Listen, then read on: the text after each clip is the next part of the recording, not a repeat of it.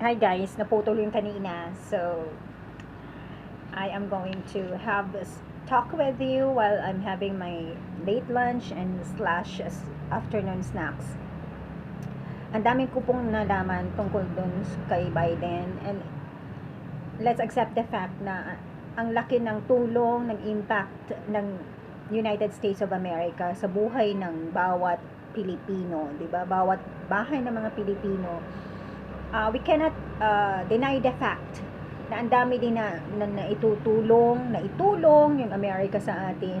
Ang daming mga families who have relatives abroad, no, some of their progress in life, and you know what they have, even education, house constructions, businesses that has been established because of relatives from the United States of America.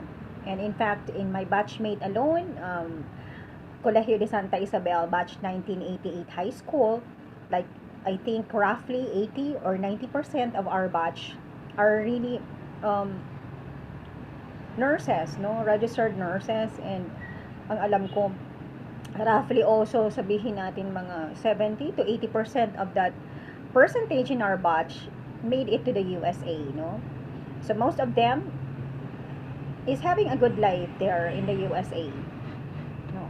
So pasalamat tayo kay God for those, no, the blessings and everything.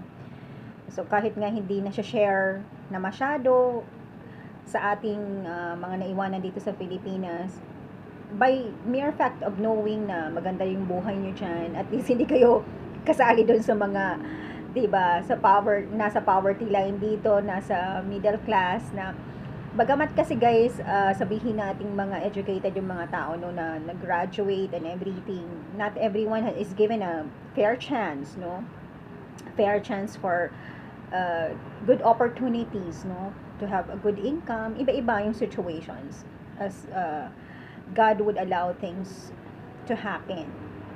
So anyway po, kaya sabi ko parang nakakabit na din talaga sa Pilipinas, whether we deny it or not, whether we take it or not, is the United States of America, di ba? Nakakapagtaka nga na kung ano yung nangyari sa Pilipinas during our last election and the sufferings that people has endured, no? That the vice president seat was, fraudulently grabbed from the real winner, and that is Mr. Bongbong Marcos, ay nakakatakot po na it's gonna happen in the United States of America if they are not keen enough, if they are not fast enough to put management in the crisis. Obviously, there was a fraud in the election. At nakakatakot lang po for me to know na with the little bit of background check that I did, with the little quest, one common denominator that they have, this Mr. Biden, former vice president and former senator, and then Senator Kamala Harris, are both, having sex scandals behind, no? There are Filipino Americans and Americans, as I have witnessed some chat rooms talking about that she slept her way to her position, and that there were also reports of scandals of sexual advances by Mr. Biden to some of his staff. For example, Tara Reid, yeah, when he was still a senator. There is really a video clip about this woman really saying straight to the point. With the body languages, you would see that she is saying the truth, that the former vice president made advances to her, as a staff in the Senate those times. And a lot more. Meron pa mga weird kisses daw. Merong isang staff din na, yun ang sinasabi, na bigla na lang siyang pinush on the wall, tas hinawakan daw siya dito, ni nose to nose, etc. No? Even if he did not kiss the person, that's already sexual advances, di ba? They are trying to incite. So instead of, for me kasi, I'm really quite offended na President Trump is being, accused of this, that incited insurrection, incited sedition, when in fact, sedition, ang pagkakaalam ko lang po, di ba, sa sedition, it would apply to the president. And that time that they are accusing him, he is still seated as a president.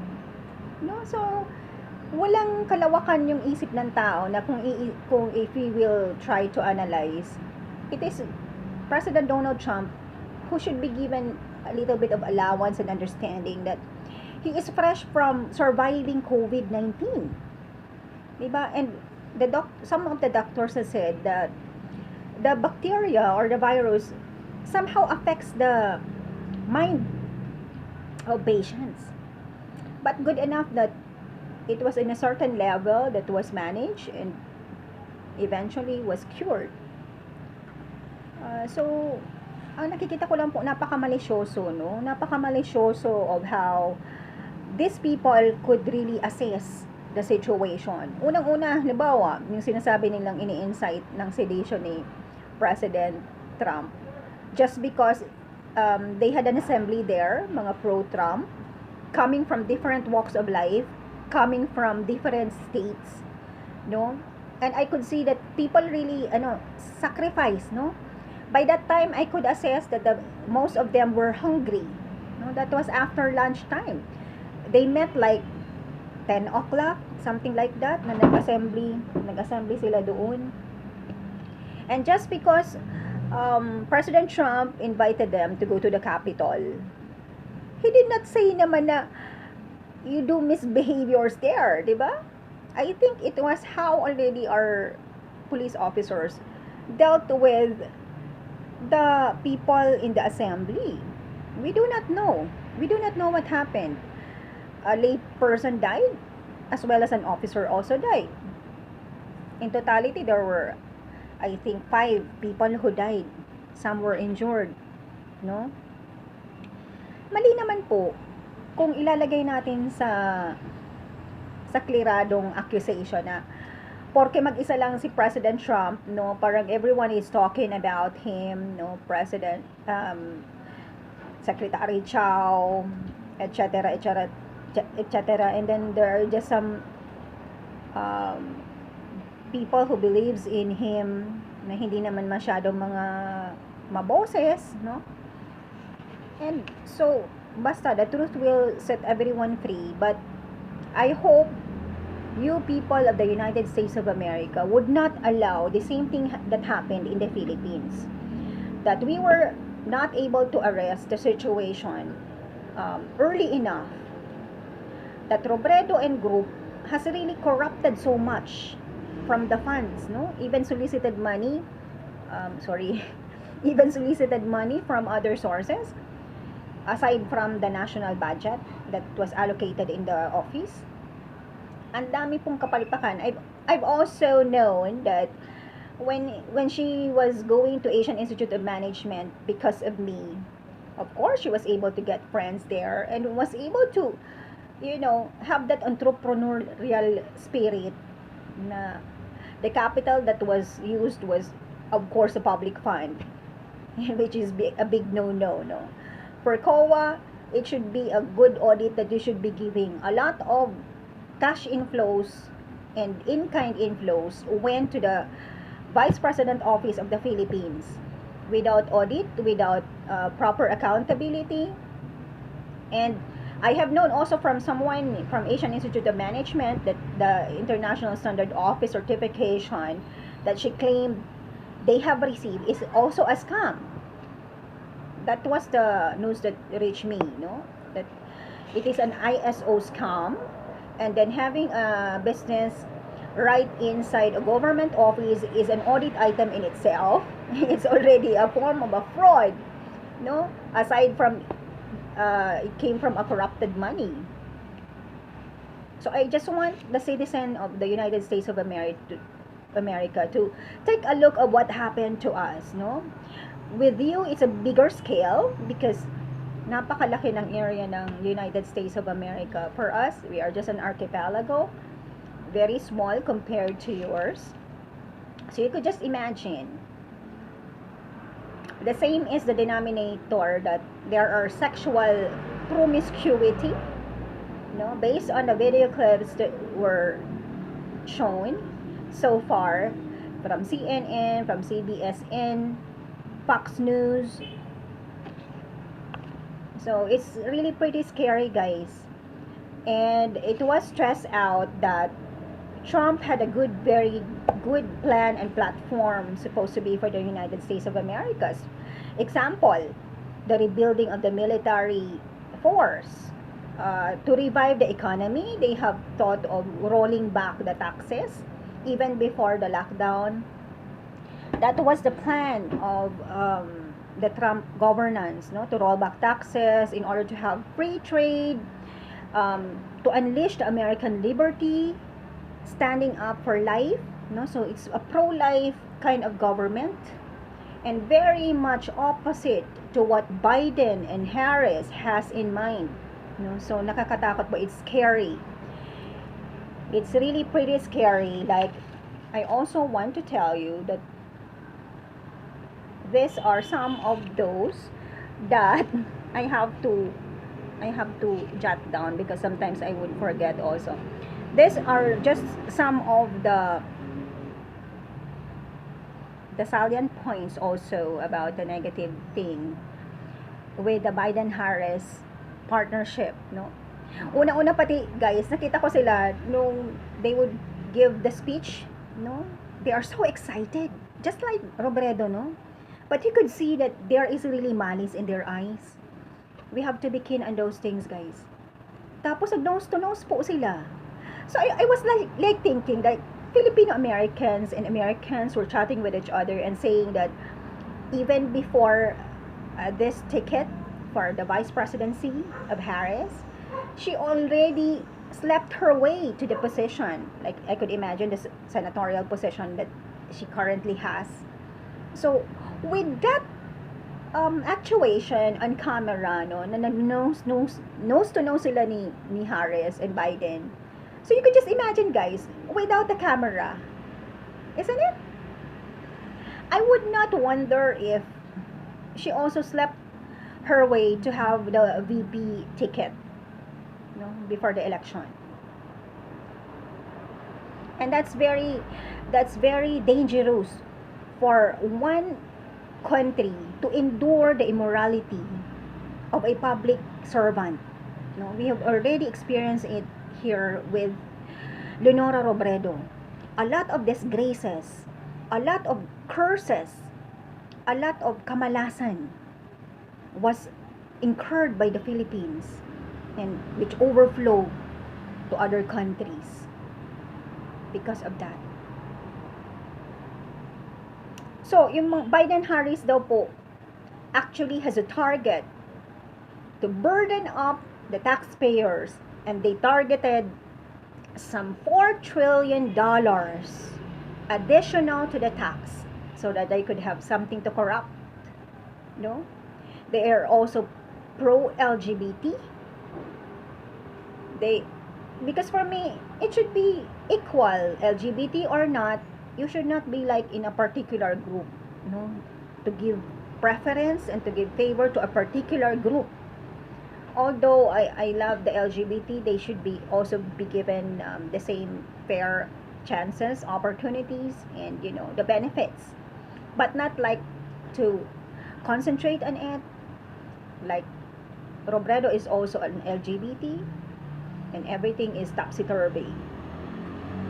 So they have a plan to increase the tax by $4 trillion to burden up the citizens, and abortion daw would be legalized, so it's already anti-life, and there would be a social medicine. The way I understand this social medicine is that the medicine will have to be prioritized, or must we call, there would be discrimination in how it would be sold out, in the pharmacies, which should not be the case, right?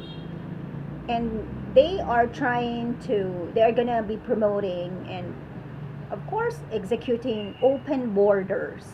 Imagine that Harris is Jamaican, black, Indian, um, is a practicing Judaism, Hinduism, and what have you. That America has been, trying to regulate and control because they found out we are not really into against black, no, against brown. I'm also half brown. I'm half white, but it has been in the records in the statistics that most of the criminalities in the USA came from this group. No, that's why I was trying to counsel also when it happened that a black man was, killed by a policeman, that for them to understand also how is it that white people reaches that point when they have to insult and actually to the extreme worst case scenario was able to kill a black man, how they are also to the white people, right? Because I tried to study it with us also, no. um, Philippines has a great past also of extremity in terms of social class, right? Landed squatters, no? Those in the poverty line, those who could afford a lot of things na napakayaman, no? But they are well gotten. I'm talking about well gotten, no? We are trying to exempt from the rule those who are corrupt and those who have wealth out of illegal activities. I'm talking about well-gotten wealth, well-gotten lands, yung mga ancestral wealth already of families and clans. So that's it, guys. No. Also, one thing that the Biden-Harris partnership plans to execute and enforce is to cut down the budget for the police force in the United States of America for a reason I do not know. That would be a big thing, right? So going back to that one, I was telling the black people that why don't you try to analyze also yourself, even if you're not talking and there is a white person um, in front of you. I think you have that, mind vibration or what's from your heart, your intention. For some people who has an extra sense, right? Even if you are not talking, we could sense. You vibrate to us your thoughts and your intention from your heart. I think that's what happened to that white policeman who was able to kill that black man. He was able to see that the black man killed several white women after having sex with them in some hotel or motel in the US. I know that the wife knows it, but of course she is the wife. She did not report it to the police. The white policeman was able to see them. That's why he reached that point.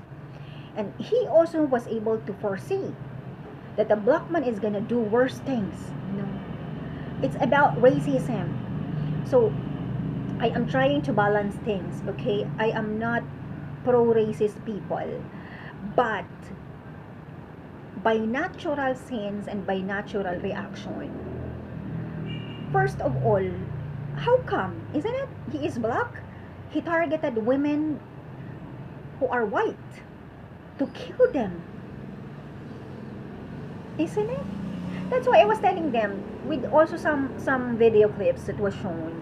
Example in the groceries, sometimes in the department stores or in those people who took the videos. Usually they are black. They are black and some Latinos, some Asian. They try to cover, no. For me, I was thinking that have they premeditated these things, by mind control, by mind hypnotism. You try to set up the person, and then here you are with a ready come, just for you to have evidence, to set up this kind of race. Yun po ang pumapasok sa isip ko, guys. If you are powerful enough, if you are with those group who studies hypnotism, etc., etc., that you could control the mind and therefore the behavior of the person. And then here comes your camera. It seems to me that you premeditated everything, isn't it? So it's two ways, guys. Yun ay nakikita ko. So I'm trying to reach out to the black people and even to the brown, no? Filipinos are brown. Asian, Latinos. Sometimes it's how we also think. Our malices, even without yet from our end talking, no? Or doing things. Ano ba yung naiisip mo? Kagaya niyan, kung sa landed versus squatter, no? Pareho na rin kasi yan. They regard us as bourgeois, no? Even if we are not bragging about what we have, you could see, no, that there's a difference. Na dyan ka, dito kami, pero we're gonna do something to you kasi ang dami-dami mo naman something, which is not good naman. It's written in the Bible, guys, for us only to love and protect and uphold the rights of the poor. God did not say for you to malign the rich and the landed. God did not teach us that you do something to the rich, it's okay because it's what's written in the Bible is to love the poor. I think a lot of madres, bishops, and priests are pretty much foolish on those sides. No? Basaan niya ang sinabi ni Jesucristo, mahalin namin ang mga pobre. So, kahit pala gawa ng krimen, ng illegalities, at mga human rights violations, yung malulupa at mayayaman, okay lang. No! It's a crazy thing to think. But let's accept it. There are a lot of us who does not have the sentido común. No? Common sense naman kasi yun, guys. Diba? Ang sinasabi lang kasi ng poor, yung mga walang-wala, nasa despair. And what is written in the Bible, guys, na poor, are not only those who are financially challenged or deprived, but those who are also victims of injustices. Yung mga mayayaman, yung malulupa, yung mga Chinese na niloloko ninyo. I pity also the wealthy Chinese who are victimized by some Filipinos, no? Mga Filipino workers, pinagnanakawan, niloloko. No? So yun po, guys. Sometimes, yung kaninang video clip din na nakita ko, na by wait. So let me apply it to the black and white also, no? So in the US, I've seen a lot of, in the metro rails, in the grocery, Asian against American, American against black, American against Latino, American against Indians, etc., etc. So, I think we have to have a clean conscience and a clean disposition before we even,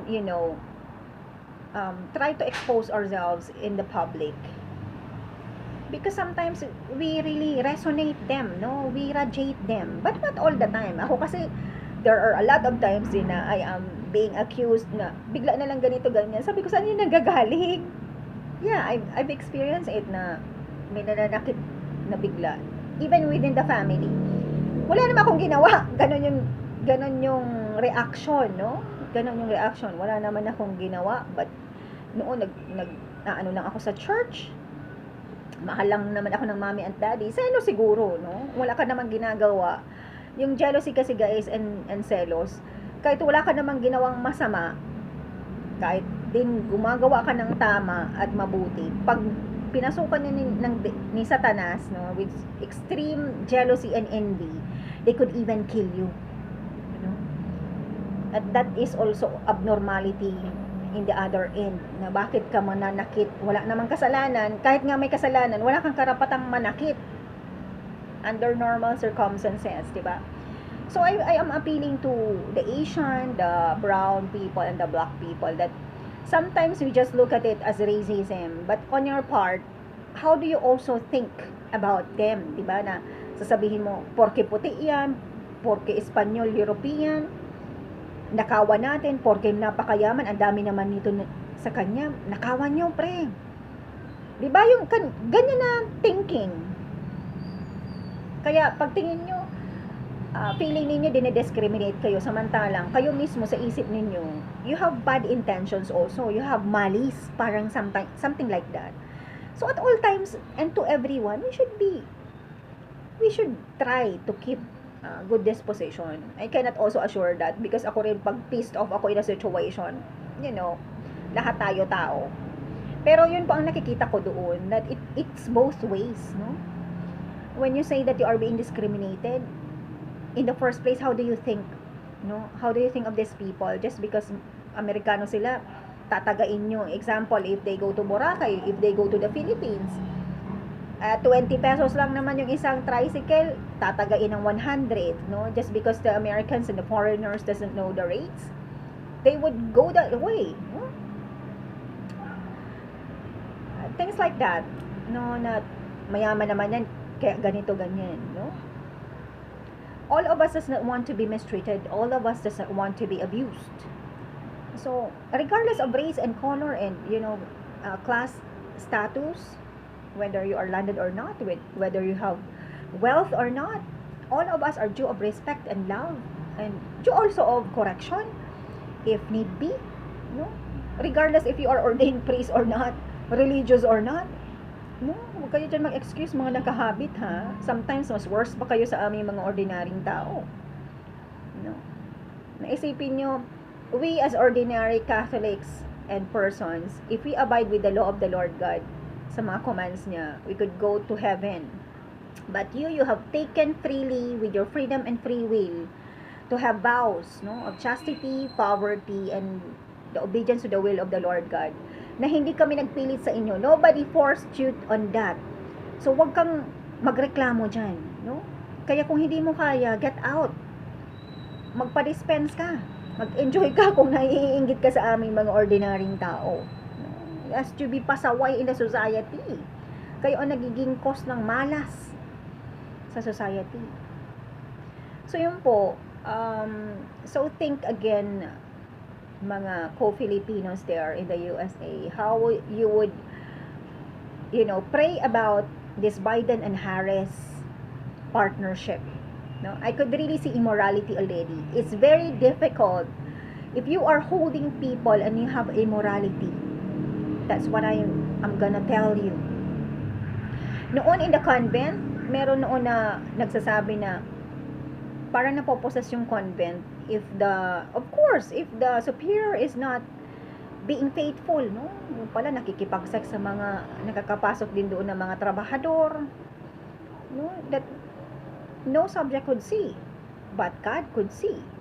Meron noon yung sa Maligaya Novaliches Convent ng Franciscans of the Immaculate, there was a time na meron daw evil possession na kasi nga yung superior yata may mga unfaithfulness and immoralities. Pretty much like in a country, how could you even manage something if your personal life is really troubled and topsy-turvy? Pero ang alam ko naman, guys, mayroong mga tao na de-departmentalize yun, that even if they are, in an irregular and complicated status in their personal life, and yet in actual work and business, they could still, deliver well. Meron naman po mga ganon. Pero it would really be ideal if you are good and, orderly in your personal life, at least struggling, no? Even if not perfect. At the same time, in your profession, in your businesses, in other social responsibilities you are trying to achieve. So, nakakatakot po itong Biden-Harris na ito, especially also that there are really clear indications of electoral fraud. Okay lang naman sana, guys, if talagang pinili sila ni God, si Biden and Harris, no? Because Mr. Donald Trump could just go back to his wealthy negosyo, no? Mr. Trump has everything. He just assumed the office to give service to the citizenry of USA. While Biden and Harris needs money, they need wealth. So, 100% po, as political analyst, I am telling you this prognosis and foresight. They just want money and wealth. Kaya nga gusto nilang taasan yung tax.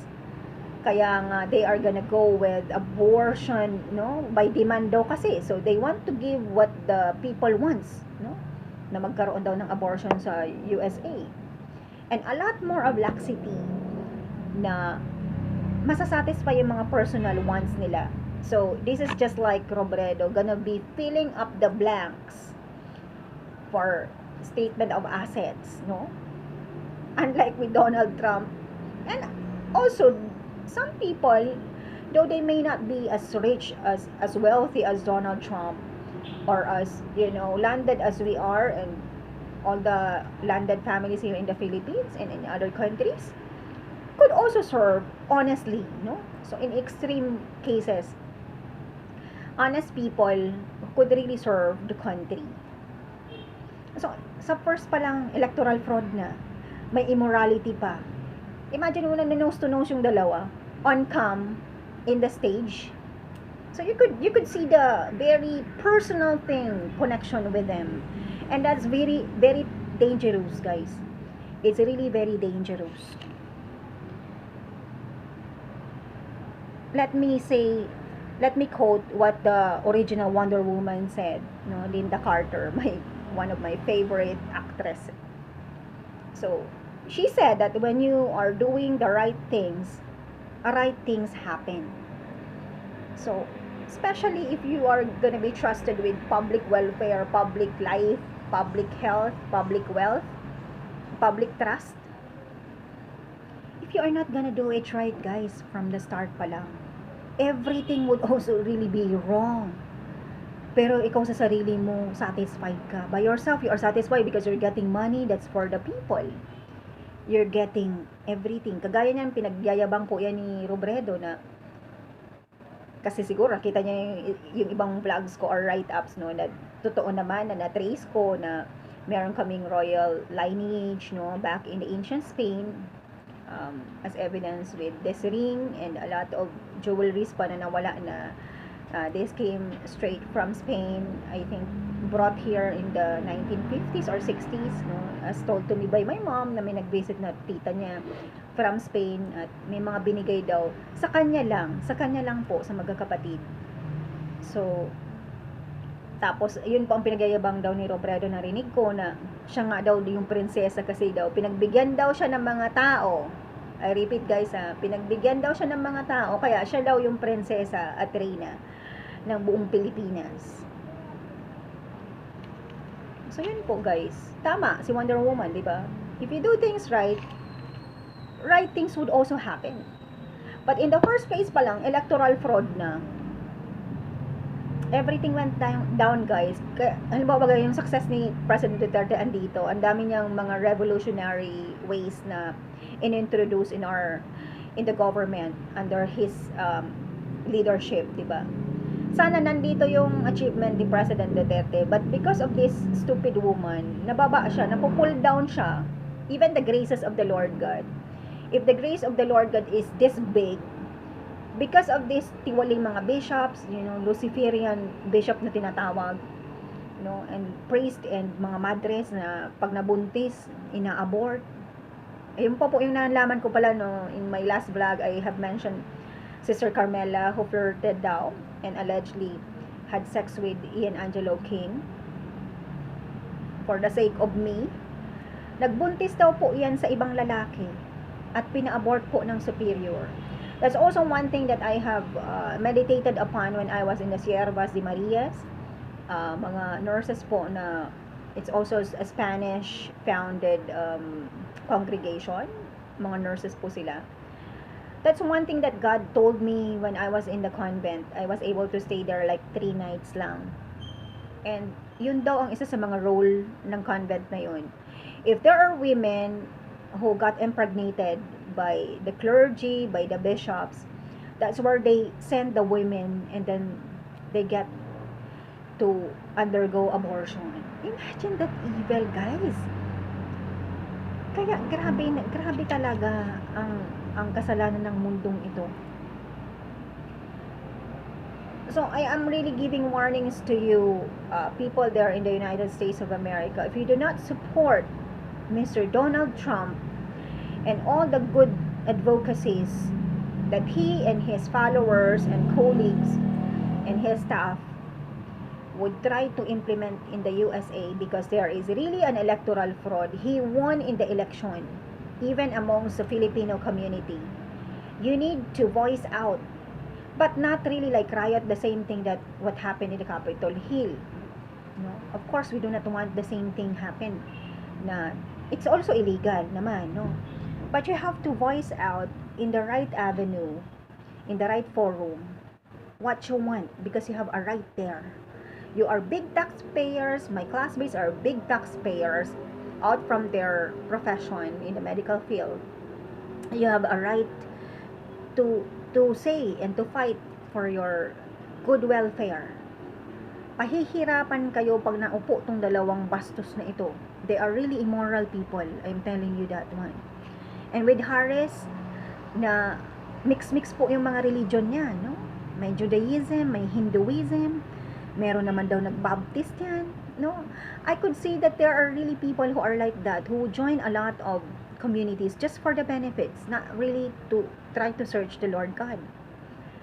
Meron mga ganon. Unlike with me noon, parang pinaikot din ako ni Lord God to help out, no? To spread pa rin yung word niya by witnessing and by pray over. I had good intention when I did that one. But some people, because they want favors, no? And for election purposes, they do that, no? They do that. So please guys, be vigilant. Ang alam ko po ay marami na rin pong nagugutom sa United States of America, and a lot of you are being silenced by the devil. Speak to your local public servants about it. If you are already experiencing, poverty and hunger, speak. I don't think good public servants would, ignore you for these things. Especially you Filipinos who went unemployed. You have a right naman. Mag-seek kayo ng help. Sa embassy, you try it out with the local, muna, diba? Even in the village that you are in. You try to seek for the help of your neighbors and kung sino yung makakatulong sa inyo. Because I felt that there were classmates of mine because they went out of job. Tapos parang may single parent pa, I will not mention the name, na nahihiya po siya magsalita. Lalo naman kung magsasabi siya sa mga relatives niya sa Philippines, diba? Because it has been our practice naman kasi guys, na feeling natin tayo lang yung laging dapat tulungan, tayo lang na nasa Pilipinas yung parang laging nangangailangan, diba? We do not think also of the situation of our relatives abroad, na baka naman may time na wala na sila, na they went out of job. So, mag-inquire din kayo, hindi yung palagi na lang na tayo, tulungan mo ako, padalhan mo ako ng ganyan, no? You do not know any longer na ayaw naman nilang ma-demoralize kayo, kaya kahit nagkakaproblema na sila abroad, they will not tell you about it, no? So this is a 30 minutes, I think 40 minutes vlog.